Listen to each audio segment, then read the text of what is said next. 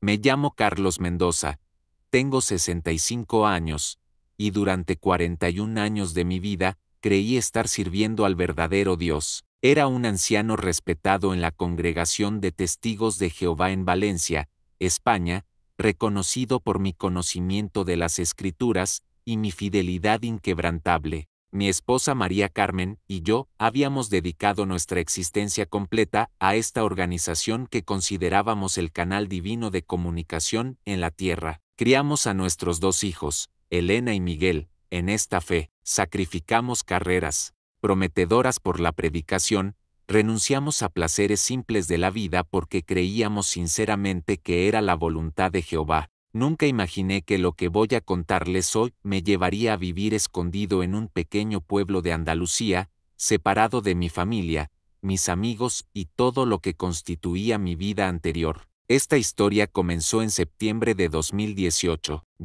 Tenía entonces 58 años y llevaba 22 años sirviendo como anciano en nuestra congregación. Era reconocido por mi comprensión profunda de las Escrituras, mi lealtad a las enseñanzas de la organización y especialmente por mi discreción. Esta última cualidad resultaría ser crucial en los eventos que siguieron. Esa mañana recibí una llamada telefónica que me llenó de una alegría inmensa. Al otro lado de la línea, el hermano Sánchez, superintendente de circuito, me anunció que había sido seleccionado para una misión especial en la sede española de los Testigos de Jehová en Ajalbir, Madrid.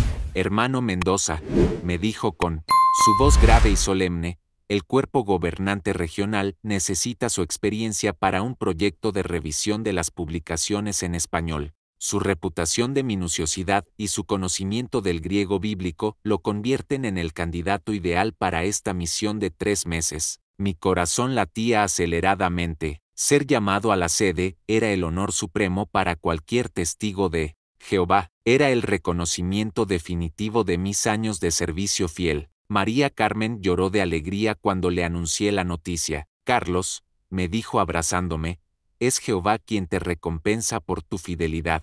Finalmente verás desde adentro cómo funciona su organización terrenal. Nuestros hijos, ya adultos y casados, también se emocionaron enormemente. Elena me dijo por teléfono, papá, es maravilloso. Tal vez conozcas a miembros del cuerpo gobernante español y veas cómo nacen las publicaciones que nos nutren espiritualmente cada semana. Los preparativos fueron rápidos. Debía presentarme en la sede el 1 de octubre. El hermano Sánchez me precisó que estaría alojado en las instalaciones, en los cuartos reservados para colaboradores temporales, y que todos mis gastos estarían cubiertos por la organización. También me entregó una carta de recomendación firmada por varios ancianos de mi circuito, que atestiguaba mi fidelidad y discreción. Esta misión es confidencial, hermano Mendoza, me había precisado. Trabajará con documentos sensibles, traducciones en curso,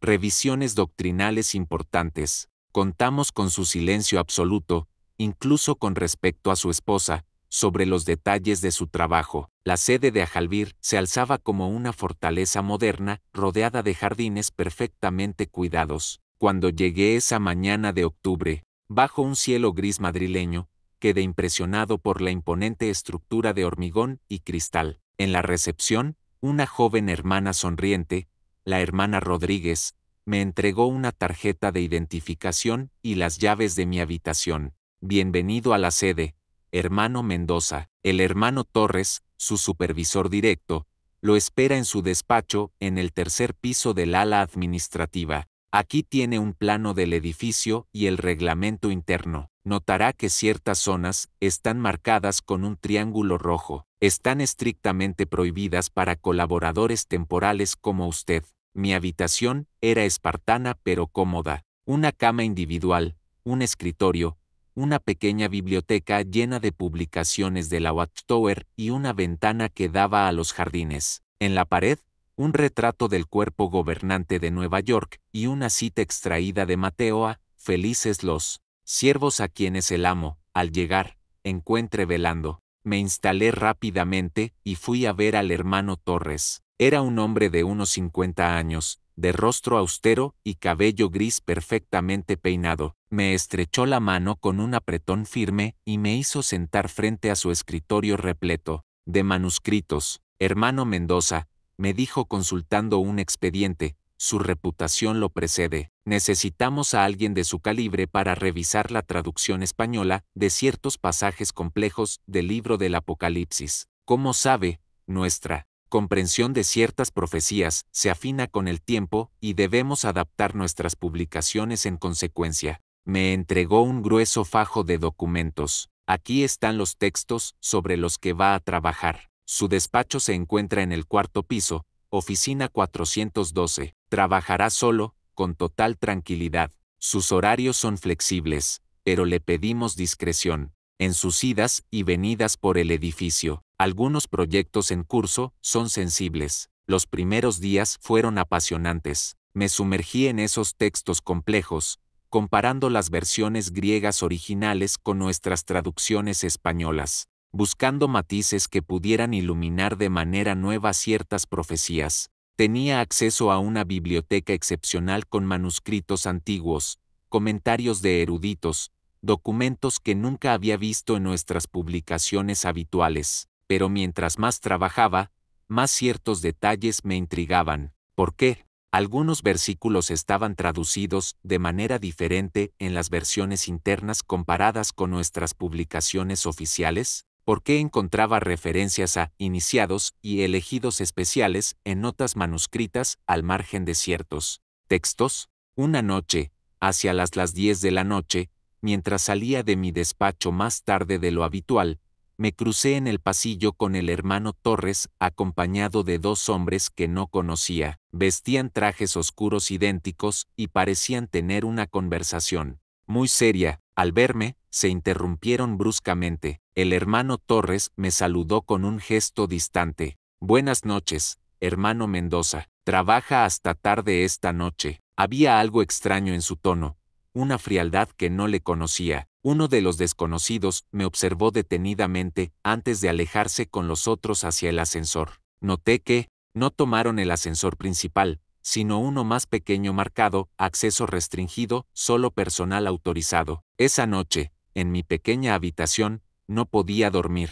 Algo en la atmósfera de la sede me inquietaba sin que pudiera definir qué exactamente. Los pasillos estaban siempre extrañamente silenciosos después de las 9, como si el edificio se vaciara súbitamente de sus ocupantes. Sin embargo, a veces veía luz filtrada bajo ciertas puertas y ocasionalmente escuchaba voces apagadas provenientes de los pisos inferiores. Pero cuando intentaba localizar estos ruidos, cesaban inmediatamente como si sus autores hubieran percibido mi presencia. La semana siguiente, mi trabajo progresaba normalmente, pero estaba cada vez más intrigado por ciertos elementos perturbadores. En los documentos que revisaba, encontraba regularmente anotaciones misteriosas, escritas con una tinta diferente que parecía hacer referencia a niveles de comprensión e iniciaciones progresivas. Estas notas no eran de la mano del hermano Torres ni de ningún traductor que conociera. La escritura era fina, precisa,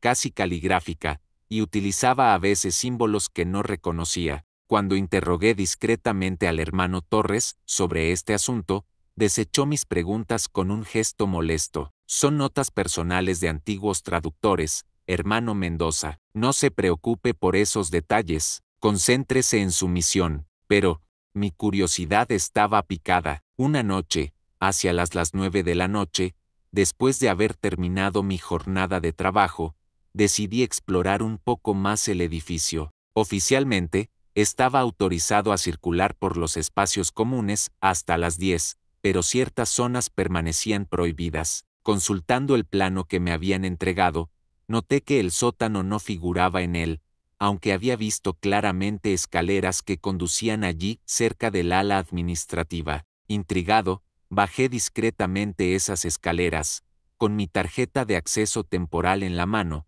esperando que funcionara también en los pisos inferiores. La escalera desembocaba en un pasillo débilmente iluminado con paredes cubiertas de papel, tapiz burdeos que no había visto en ninguna otra parte del edificio. La atmósfera era diferente aquí, más pesada, casi opresiva. Noté varias puertas a lo largo del pasillo, todas cerradas con placas discretas que llevaban números y letras que no correspondían a ningún sistema de referencia que conociera. Mi corazón latía fuerte mientras avanzaba prudentemente, todos mis sentidos alerta. Al final del pasillo, una puerta doble de madera maciza adornada con motivos tallados complejos contrastaba completamente con el estilo moderno y funcional del resto de la sede. Fue entonces cuando escuché las voces de hombres hablando, en voz baja en un idioma que no reconocía inmediatamente. No era español, ni inglés, ni griego bíblico que dominaba bien. Los sonidos eran guturales, repetitivos, casi hipnóticos. Me acerqué prudentemente a la puerta doble y descubrí que estaba entreabierta. Por la rendija, pude vislumbrar una sala circular débilmente iluminada por velas dispuestas en círculo en el suelo. En el centro, una docena de hombres vestidos con túnicas blancas permanecían de pie, con los brazos levantados hacia el techo, recitando esas incantaciones extrañas. Mi sangre se heló en las venas cuando reconocí varios rostros. El hermano Torres estaba allí, pero también el hermano García, a quien había conocido en varias asambleas regionales, e incluso el hermano Jiménez, coordinador de zona para España, un hombre al que respetaba enormemente y que había tenido el honor de conocer 2 años antes. Todos llevaban medallones plateados en el pecho, adornados con un símbolo que nunca había visto en ninguna publicación de la Watchtower,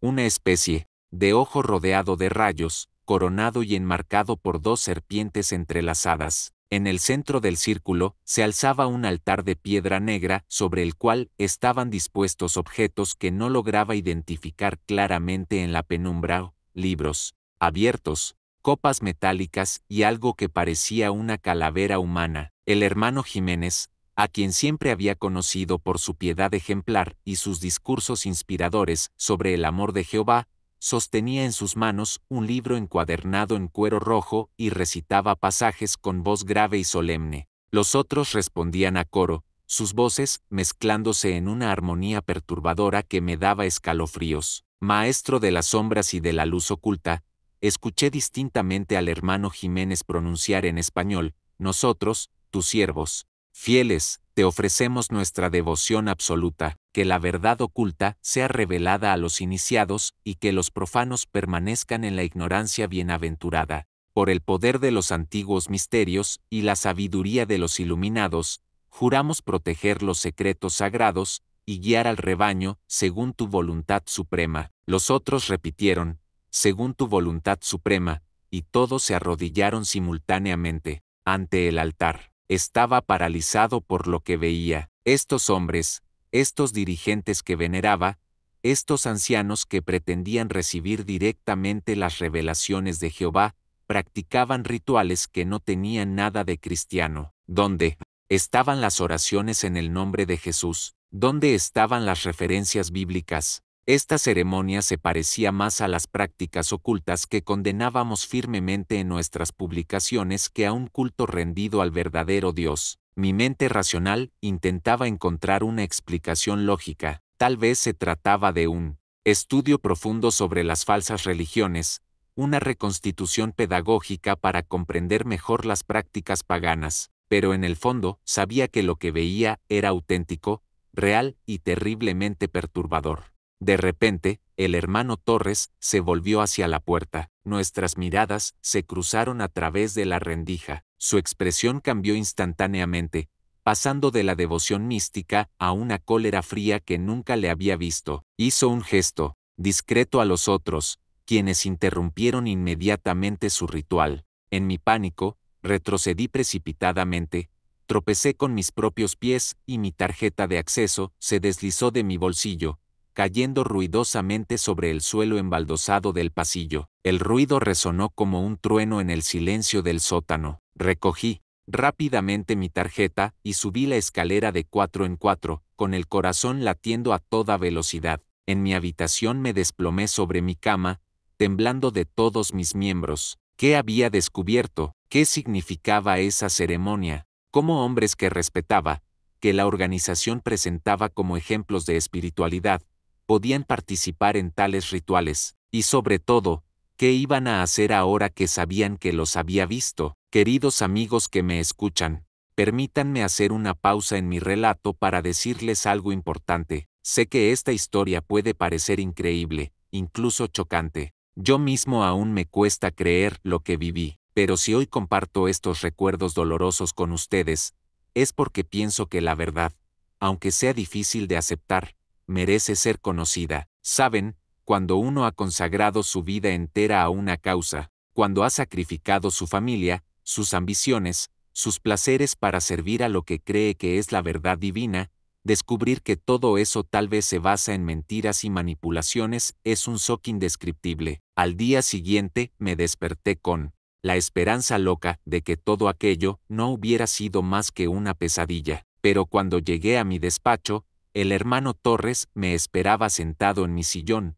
con una sonrisa glacial en los labios. Buenos días, hermano Mendoza, me dijo, con una voz perfectamente controlada. Espero que haya dormido bien. Debemos hablar. Se levantó lentamente, se acercó a mí y puso una mano firme sobre mi hombro. Sabe, la curiosidad es un defecto peligroso, especialmente en un lugar tan sagrado como la sede. Ciertas verdades no están destinadas a todos los siervos de Jehová. Existen diferentes niveles de comprensión, diferentes grados de iniciación al misterio divino. Usted ha tenido el privilegio de entrever una dimensión de nuestro servicio que pocos hermanos conocen. Regresó a sentarse y abrió un expediente sobre mi escritorio. Su misión aquí termina hoy, hermano Mendoza. Hemos apreciado su trabajo, pero pensamos que sería más útil a la organización regresando a servir en su congregación de origen. El hermano Sánchez lo espera esta tarde para su evaluación final. Cuento con su discreción absoluta sobre todo lo que haya podido ver u oír durante su estancia entre nosotros. Ciertos secretos están destinados a seguir siéndolo para él.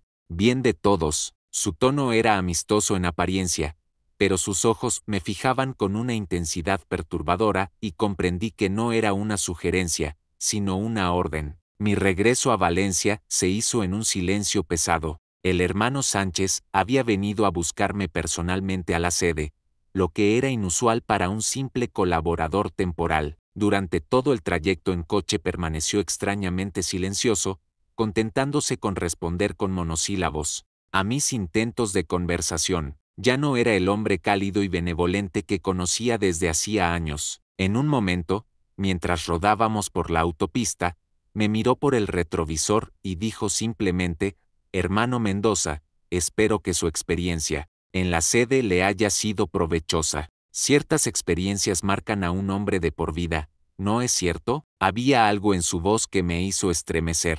María Carmen me recibió con su alegría habitual, pero no lograba compartir su entusiasmo. Cuando me pidió detalles sobre mi estancia, me contenté con respuestas evasivas. El trabajo era confidencial, los documentos sensibles, no podía hablar de ello. Ella respetó mi silencio, pensando que era por fidelidad a las consignas de la organización. Si tan solo hubiera sabido que era por terror a lo que había descubierto. Esa noche, acostado junto a mi esposa dormida, fijé la vista en el techo durante horas, reviviendo sin cesar las imágenes de ese ritual extraño, preguntándome si había soñado, si mi mente había inventado esa escena surrealista. Los primeros días de mi regreso transcurrieron normalmente. Retomé mis actividades habituales de anciano, visitas pastorales, preparación de reuniones, participación en las decisiones del cuerpo de ancianos de nuestra congregación. Pero había cambiado. Mis hermanos notaron rápidamente que algo andaba mal. El hermano López, con quien colaboraba desde hacía 15 años, incluso me hizo la observación: Carlos, pareces preocupado desde tu regreso de la sede. ¿Te ha perturbado esa experiencia? Aseguré que todo estaba bien, que simplemente era la fatiga del cambio de ritmo, pero en mi interior todo estaba mal. Comencé a mirar de manera diferente nuestras publicaciones, nuestras enseñanzas, nuestros dirigentes. Cuando leía la Atalaya, me preguntaba quién había realmente escrito esos artículos, en qué circunstancias, con qué intenciones ocultas. Cuando preparaba mis discursos, me interrogaba sobre el origen de ciertas interpretaciones bíblicas que me parecían de repente forzadas, arregladas para servir intereses que no comprendía. Esta metamorfosis interior era dolorosa, como si alguien hubiera fisurado los cimientos de mi fe. Fueron 3 semanas después de mi regreso cuando aparecieron las primeras señales extrañas. Una mañana, al salir de casa para ir a la predicación, encontré un sobre deslizado bajo el limpiaparabrisas de mi coche. Dentro, una simple hoja de papel blanco con un mensaje mecanografiado. Los ojos curiosos ven a veces lo que no deberían ver.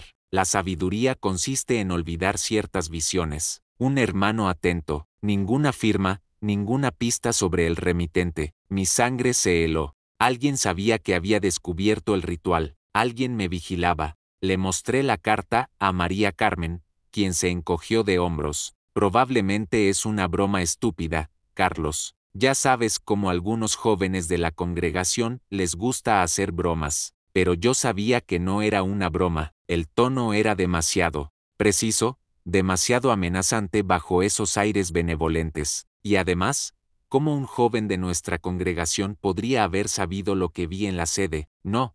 Esta carta venía de alguien que estaba al tanto de mi descubrimiento, alguien que quería hacerme comprender que debía callarme. Las semanas siguientes se produjeron otros incidentes extraños. Una noche, al regresar de la reunión, encontramos nuestro buzón vandalizado con el mismo símbolo que había visto en los medallones de los hombres con túnicas blancas, el ojo rodeado de rayos grabado toscamente en el metal. María Carmen estaba inquieta. Carlos, hay que avisar a la policía, alguien nos está atacando, pero me negué categóricamente. ¿Cómo explicar a las autoridades lo que pasaba sin revelar lo que había visto en la sede? Sobre todo, tenía miedo de que presentar una denuncia no hiciera más que agravar mi situación. Otro día, mientras me dirigía al Salón del Reino, para una reunión de ancianos, noté que un coche negro me siguió desde mi domicilio. Cuando me detuve en un semáforo rojo, el conductor,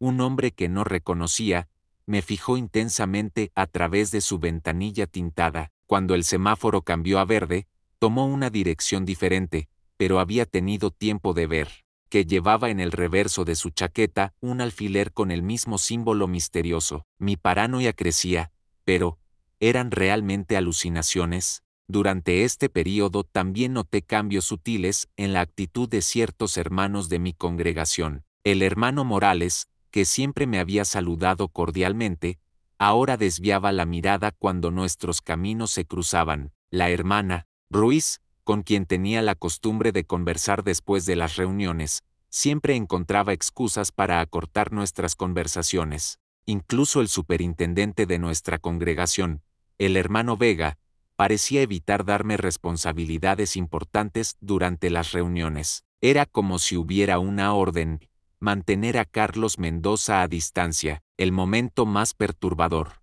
llegó un domingo por la tarde. Estaba solo en casa.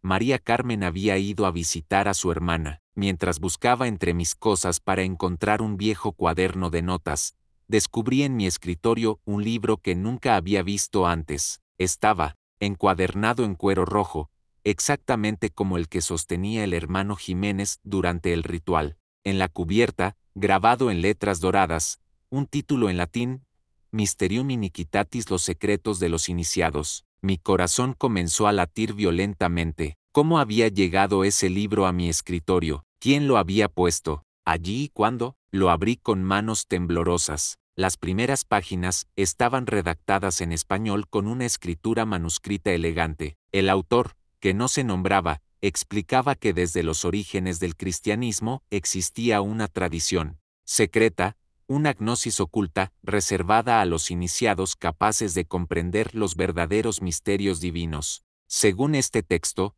las religiones oficiales no eran más que fachadas destinadas al pueblo ignorante, mientras que el verdadero conocimiento era preservado por una élite espiritual que se transmitía sus secretos de generación en generación. Mientras más leía, más comprendía la magnitud de lo que había descubierto. Este libro describía en detalle rituales idénticos al que había observado en la sede, explicaba el significado de los símbolos que había visto, revelaba la existencia de una jerarquía secreta dentro de la organización de los testigos de Jehová. Según el autor, los verdaderos dirigentes no eran aquellos que aparecían públicamente, sino hombres ocultos que manipulaban la doctrina y los fieles según sus propios objetivos místicos. Un capítulo entero estaba consagrado a lo que el autor llamaba la vigilancia de los profanos. Explicaba cómo identificar a los miembros de la organización que corrían el riesgo de descubrir la verdad oculta, cómo vigilarlos discretamente y, si era necesario, cómo neutralizarlos. Los métodos descritos eran exactamente lo que yo estaba viviendo: intimidación sutil, aislamiento progresivo, presión psicológica. Según el libro, estas técnicas permitían generalmente reducir al silencio a los elementos perturbadores sin tener que recurrir a métodos más drásticos. La última página del libro contenía un mensaje que me heló la sangre.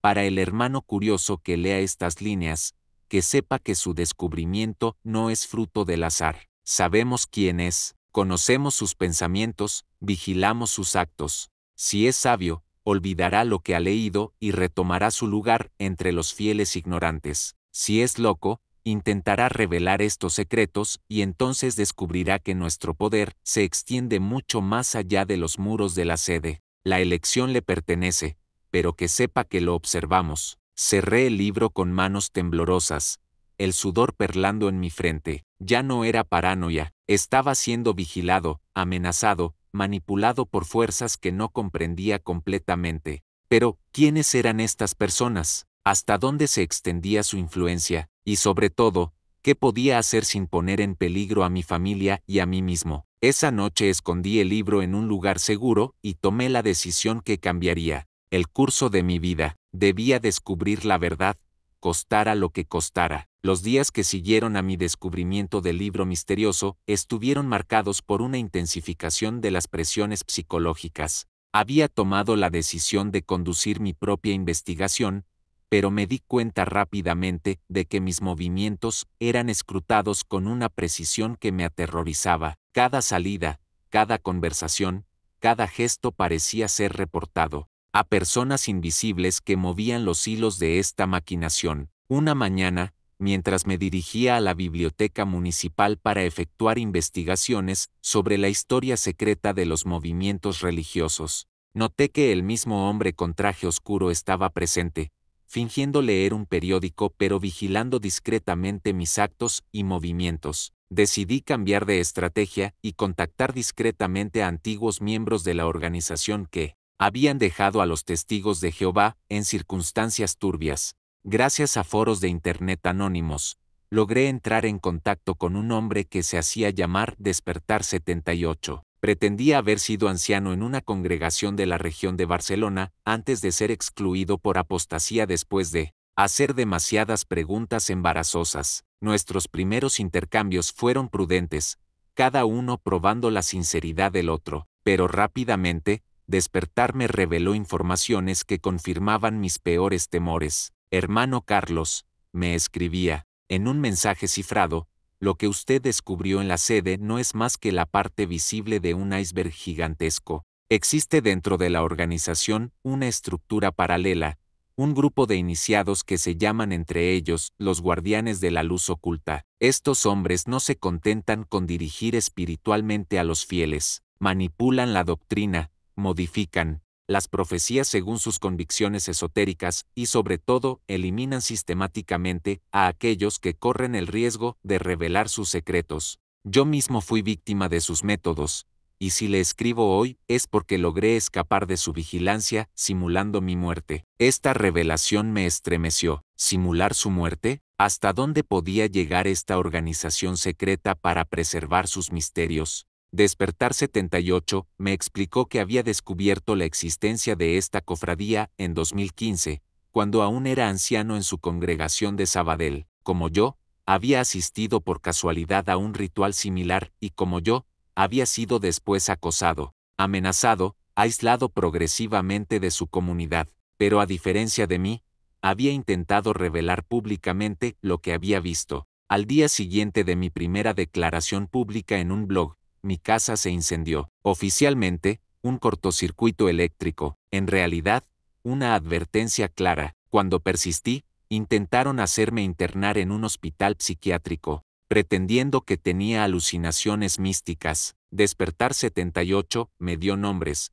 fechas, lugares. Me habló de otras víctimas como nosotros, antiguos ancianos o betélicos que habían descubierto las actividades de esta cofradía y que habían desaparecido misteriosamente o sido reducidos al silencio. Mencionó el caso del hermano Fernández, antiguo traductor en la sede de Ajalbir, que había sido encontrado muerto en su coche en 2016, oficialmente de un infarto, pero en circunstancias sospechosas. Nuestros intercambios duraron varias semanas, siempre con la mayor discreción. Despertar 78 me enseñó que los guardianes de la luz oculta no eran específicos de los testigos de Jehová, sino que infiltraban varios movimientos religiosos, siempre con el mismo objetivo: controlar las masas de creyentes mientras preservaban para ellos mismos una gnosis secreta heredada de tradiciones ocultas antiguas. Según él, estos hombres se consideraban como los verdaderos depositarios de la sabiduría divina, y los fieles ordinarios no eran más que herramientas inconscientes al servicio de su proyecto místico. Una noche de noviembre, mientras María Carmen dormía, recibí una llamada telefónica que me aterró. Una voz deformada electrónicamente me dijo simplemente: «Señor Mendoza, debería cesar sus investigaciones en Internet». Su corresponsal Despertar 78 tuvo un accidente lamentable esta mañana. Su coche se salió de la carretera cerca de Girona. Los guardias civiles hablan de un desmayo al volante. Sería una pena que el mismo tipo de accidente le ocurriera a usted, ¿no es cierto? Luego se cortó la comunicación. Intenté inmediatamente reconectar con Despertar 78, pero todas sus cuentas de Internet habían sido suprimidas. Sus mensajes habían desaparecido como si nunca hubieran existido. Al día siguiente busqué informaciones sobre este accidente cerca de Girona y encontré efectivamente una breve noticia en un periódico local. Un hombre de 45 años encontró la muerte ayer por la mañana en un accidente de carretera en la N260. La víctima, cuya identidad no ha sido revelada, perdió el control de su vehículo en una recta sin razón aparente. La investigación continúa. Esta muerte me aterrorizó. Despertar 78, ¿había realmente muerto o había logrado una vez más simular su desaparición? En los dos casos, el mensaje era claro: debía detener mis investigaciones bajo pena de sufrir la misma suerte. Pero paradójicamente, esta amenaza no hizo más que reforzar mi determinación. Ya no podía dar marcha atrás. Sabía demasiado y, sobre todo, había comprendido que mi silencio no garantizaría mi seguridad. Esta gente me consideraba ya como un peligro permanente. Fue en esta época que mi situación en la congregación se deterioró rápidamente. El hermano Sánchez convocó una reunión extraordinaria del cuerpo de ancianos bajo pretexto de preocupaciones concernientes al estado espiritual del hermano Mendoza. Mis colegas ancianos, hombres que frecuentaba desde hacía décadas, me miraban con suspicacia y desconfianza. El hermano López tomó la palabra. «Carlos, varios hermanos nos han hecho saber sus inquietudes a tu respecto. Se dice que haces preguntas extrañas sobre la organización, que pareces dudar de ciertas enseñanzas. ¿Tu estancia en la sede te habría perturbado espiritualmente?» Intenté negar, explicar que todo estaba bien, pero mis mentiras sonaban falsas, incluso a mis propios oídos. El hermano Sánchez intervino con autoridad. «Carlos, somos tus hermanos espirituales. Si atraviesas una crisis de fe, estamos aquí para ayudarte, pero no podemos tolerar que un anciano extienda dudas entre los fieles. Hemos decidido retirarte temporalmente tus responsabilidades de anciano hasta que recuperes tu equilibrio espiritual». Esta noticia me golpeó como un martillazo. Perder mi posición de anciano equivalía a una desgracia pública, un reconocimiento implícito de que algo andaba mal conmigo. María Carmen quedó aniquilada por esta noticia. «Carlos, ¿qué te pasa? ¿Qué has hecho para merecer tal sanción? ¿Qué pasó en la sede?» Por primera vez desde mi regreso, estuve tentado de revelarle todo, de compartir con ella la carga de mis descubrimientos, pero sabía que eso la pondría en peligro. Cuanto más sabía, más me daba cuenta de que la organización secreta que había descubierto no dudaría en atacar a los cercanos de sus enemigos para hacerlos callar. Las semanas siguientes fueron un calvario. Privado de mis responsabilidades de anciano, tratado con frialdad por mis antiguos amigos, vigilado permanentemente por desconocidos, caí en una depresión profunda. María Carmen, sin comprender lo que me pasaba, comenzó ella misma a dudar de mi equilibrio mental. Cambias, Carlos, ya no eres el hombre con quien me casé. Te vuelves paranoico, ves complots por todas partes. Tal vez deberías consultar a un médico, pero lo peor estaba aún por venir.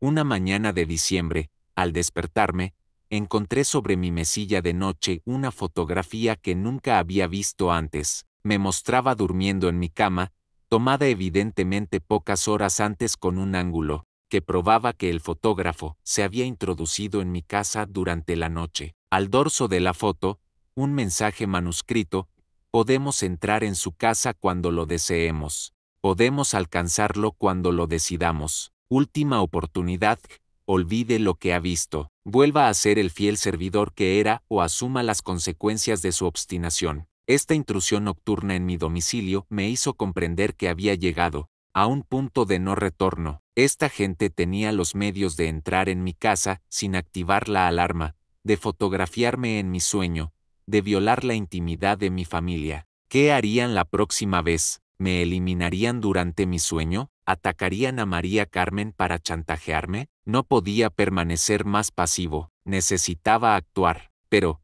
¿cómo luchar contra un enemigo invisible que parecía tener medios ilimitados y conexiones en todos los engranajes de la organización? Fue entonces cuando tomé la decisión más difícil de mi vida. Debía dejar a mi familia, mis amigos, mi comunidad para protegerlos y para continuar mis investigaciones en seguridad. Pero antes de desaparecer, debía constituir un expediente completo de pruebas, algo que pudiera transmitir a periodistas, a autoridades, a cualquiera que fuera capaz de revelar la verdad al gran público. Mi plan era arriesgado, probablemente suicida, pero era mi única oportunidad de transformar mi descubrimiento fortuito en revelación liberadora para todos los fieles abusados. La noche del 15 de diciembre de 2018 marcó el comienzo de mi nueva existencia de fugitivo. Había planificado todo minuciosamente, documentos falsos obtenidos por medios que prefiero no detallar, coche de segunda mano comprado bajo nombre falso, cuenta bancaria secreta alimentada progresivamente durante meses. María Carmen dormía apaciblemente a mi lado cuando me levanté por última vez de nuestra cama matrimonial. La contemplé largamente, grabando en mi memoria su rostro sereno, sabiendo que probablemente nunca la volvería a ver. Sobre su mesilla de noche deposité una carta que había escrito y reescrito 100 veces, intentando explicar lo inexplicable sin ponerla en peligro. Mi querida María Carmen, había escrito, cuando leas estas líneas, habré desaparecido de tu vida. No me busques, no me llores, olvídame, si puedes. No me voy porque no te ame, sino porque te amo demasiado para exponerte al peligro que me amenaza. He descubierto cosas terribles sobre nuestra organización, secretos que cuestan la vida a quienes los revelan. Al irme, espero protegerte a ti y a nuestros hijos. Un día, tal vez comprendas por qué tuve que hacer esta elección desgarradora, que sepas que permanecerás para siempre en mi corazón, aunque deba vivir en las sombras para preservar tu seguridad. Mi huida me llevó primero hacia el sur de España, luego hacia este pequeño pueblo andaluz donde vivo hoy bajo la identidad de Antonio Ruiz, escritor jubilado. Durante los primeros meses viví en un terror constante, sobresaltándome al menor ruido, escrutando cada rostro desconocido, cambiando regularmente de itinerarios y hábitos, pero progresivamente me di cuenta de que mi desaparición tal vez había desconcertado a mis perseguidores. Para ellos, probablemente estaba muerto, suicidado o eliminado por sus cuidados, lo que les convenía perfectamente. Fue en este retiro forzado donde comencé a redactar el testimonio completo de mis descubrimientos. Cada día, durante horas, plasmaba en papel todos los detalles de mi experiencia, nombres, fechas, lugares, conversaciones, amenazas. Dibujaba de memoria los símbolos misteriosos que había visto. Transcribía las palabras del ritual al que había asistido. Mi objetivo era constituir un expediente tan completo, tan detallado, que ningún lector pudiera dudar de su autenticidad. Hoy, gracias a las revelaciones que siguieron a las mías, miles de testigos de Jehová han dejado la organización. Familias se han reunido, conciencias han sido liberadas. Si mi historia puede ayudar, aunque sea a una sola persona, a hacerse las preguntas correctas, a buscar la verdad detrás de las apariencias, entonces mi sufrimiento habrá tenido sentido. La verdad no pertenece a nadie, no puede ser confiscada por ninguna organización, ningún dirigente, ninguna autoridad humana. Está accesible a todos aquellos que la buscan sinceramente, aunque esta búsqueda exija a veces sacrificarlo todo.